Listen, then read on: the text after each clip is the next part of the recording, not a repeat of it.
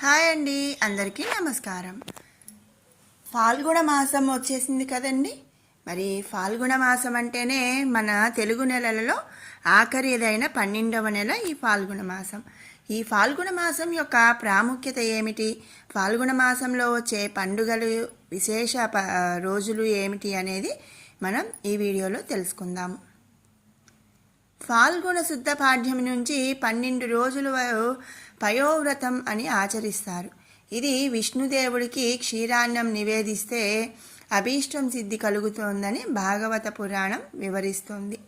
ఫాల్గుణ మాసం అంటే చివరి నెల. 12 నెలల్లో కూడా చివరిదైన ఈ మాసాన్ని ఆనందం, సంతోషానికి మార్గంగా భావిస్తారు. ఈ మాసం ప్రతి సంవత్సరం శీతాకాలం చివరిలో వచ్చి వేసవి కాలానికి మరి స్వాగతం పలుకుతుందన్నమాట.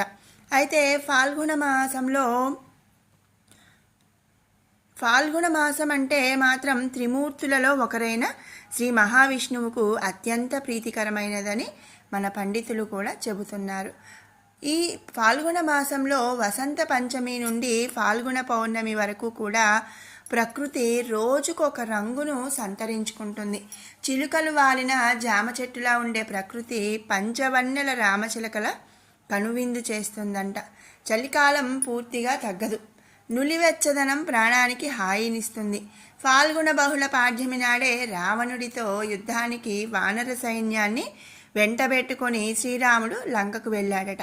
ఫాల్గుణ బహుళ ఏకాదశి నాడు రావణ కుమారుడు ఇంద్రజిత్తును లక్ష్మణుడు మధ్య ప్రారంభమైన సమరం త్రయోదశి దాకా కొనసాగుతుంది. రావణ బ్రహ్మను శ్రీరాముడు అమావాస్య రోజు వధించాడట. అంతేకాదు, కురు పాండవుల్లో కొందరు ఫాల్గుణ మాసంలో జన్మించినట్లు కూడా చెబుతుంటారు. హరిహరసుతుడు అయ్యప్ప స్వామి పాలకడలి నుంచి లక్ష్మీదేవి ఇదే మాసంలో జన్మించారు. ఇక మహాత్ములైన శ్రీకృష్ణ చైతన్యులు, రామకృష్ణ పరమహంస, స్వామి దయానంద సరస్వతుల జననం కూడా ఈ ఫాల్గుణ మాసంలోనే జరిగింది. అర్జునుడు జన్మ నక్షత్రం కూడా ఇదే కాబట్టి ఫల్గుణ అనే పేరు వచ్చింది. ఫాల్గుణ బహుళ అష్టమి నాడు ధర్మరాజు, శుద్ధ త్రయోదశి రోజున భీముడు, దుర్యోధనుడు, దుశ్శాసనులు జన్మించినట్లు మన పురాణాలు తెలుపుతున్నాయి. శ్రీ మహావిష్ణువుకు ఇష్టమైన మాసాల్లో ఫాల్గుణం ఒకటి. పూర్ణిమ తిథిలో చంద్రుడు పూర్వ ఫల్గుని లేదా ఉత్తర ఫల్గుని నక్షత్ర సమీపంలో సంచరిస్తే ఆ మాసాన్ని ఫాల్గునిగా పరిగణిస్తారు. గోవింద వ్రతాలను విరివిగా చేస్తూ ఉంటారు ఈ ఫాల్గుణ మాసంలో.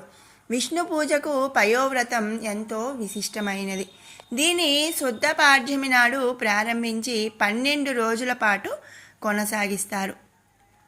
దివ్య ఔషధంగా భావించే ఉసిరిని శుద్ధ ఏకాదశి నాడు పూజించి ఆ చెట్టు వద్దనే ఆమలక ఏకాదశి వ్రతం కూడా నిర్వహిస్తారు ఈ ఫాల్గుణ మాసంలో. దీన్నే అమృత ఏకాదశి అని కూడా చెప్తారు. మదురైలోని మీనాక్షి సుందరేశ్వర్ల కళ్యాణం కూడా ఈరోజే జరుగుతుంది. అందుకే శివ పూజ కూడా చేస్తారు. ఈ నెలలో విష్ణు పూజకు ప్రాధాన్యత ఉంటుంది. ఫాల్గుణ మాసంలో అతి ముఖ్యమైనది వసంతోత్సవం. ఇది కాముని పండుగ, హోళికా పూర్ణిమ, కామదహనం అనే పేరుతో కూడా ప్రఖ్యాతి చెందింది. ఇక శుద్ధ త్రయోదశి కాముని పండుగగా ప్రసిద్ధి చెందింది. ఈ పర్వదినాన శివుడు, మన్మథుడు, కృష్ణుడు, లక్ష్మీదేవి కూడా పూజలు అందుకుంటారు. ఫాల్గుణ మాసంలో ప్రతి తిథికి ఒక ప్రత్యేకత ఉంది. చవితి నాడు సంకట గణేశ వ్రతం ఆచరిస్తారు. బహుళ అష్టమి నాడు సీతాదేవి భూమి నుంచి ఆవిర్భవించింది.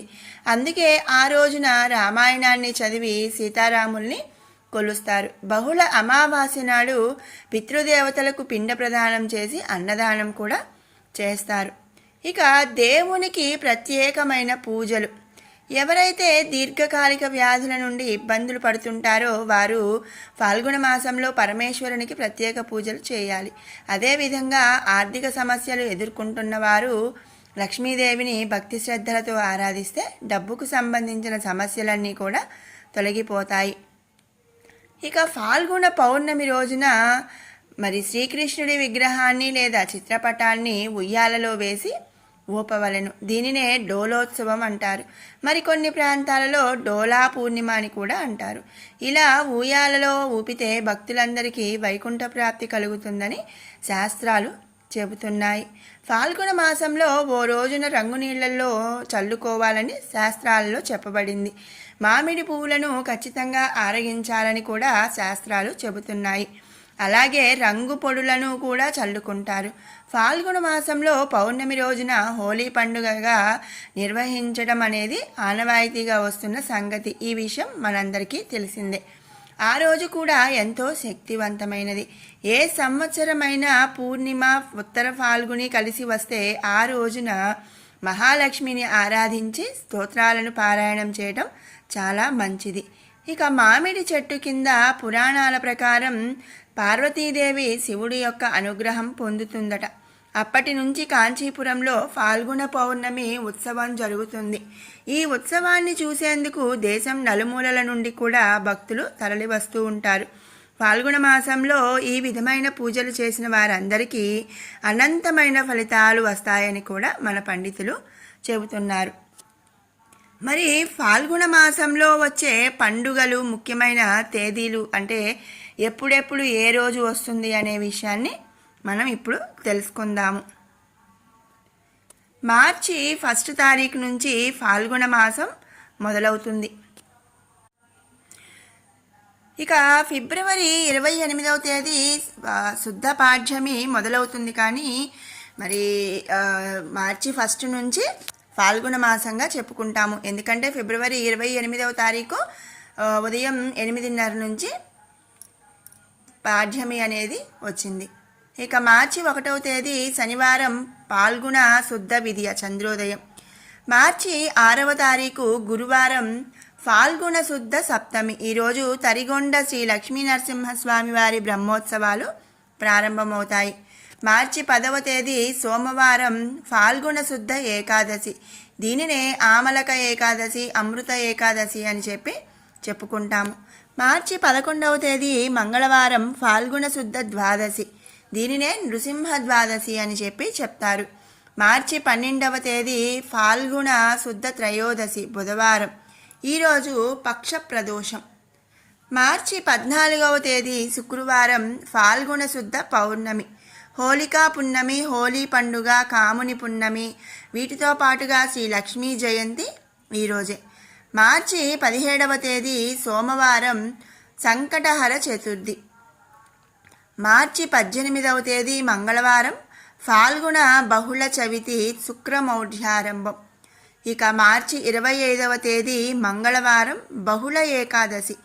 దీనినే సర్వేషాం పాప విమోచన ఏకాదశి అని చెప్తారు. ఈరోజు శ్రీనివాస మంగాపురం శ్రీ కళ్యాణ వెంకటేశ్వర స్వామి సన్నిధిన పుష్పయాగం జరుగుతుంది.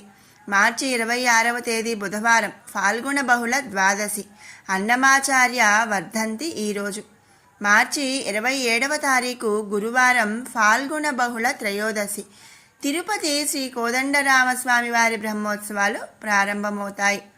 మార్చి 28వ తేదీ శుక్రవారం బహుళ పాడ్యమి. ఈరోజు మాస శివరాత్రి. మార్చి 29వ తేదీ శనివారం ఫాల్గుణ అమావాస్య. దీనినే సర్వ అమావాస్య అని చెప్తారు. మరి విన్నారు కదండి, ఫాల్గుణ మాసం ఆ నెలలో వచ్చే ముఖ్యమైన పండుగలు, పర్వదినాలు, అసలు ఫాల్గుణ మాసం ప్రత్యేకత ఏమిటి అనే ఎన్నో విషయాలు. మీకు ఈ వీడియో నచ్చినట్టయితే లైక్ చేయండి, షేర్ చేయండి. అలాగే మరిన్ని అప్డేట్స్ కోసం మన ఛానల్ని సబ్స్క్రైబ్ చేసుకోండి. Thanks for watching.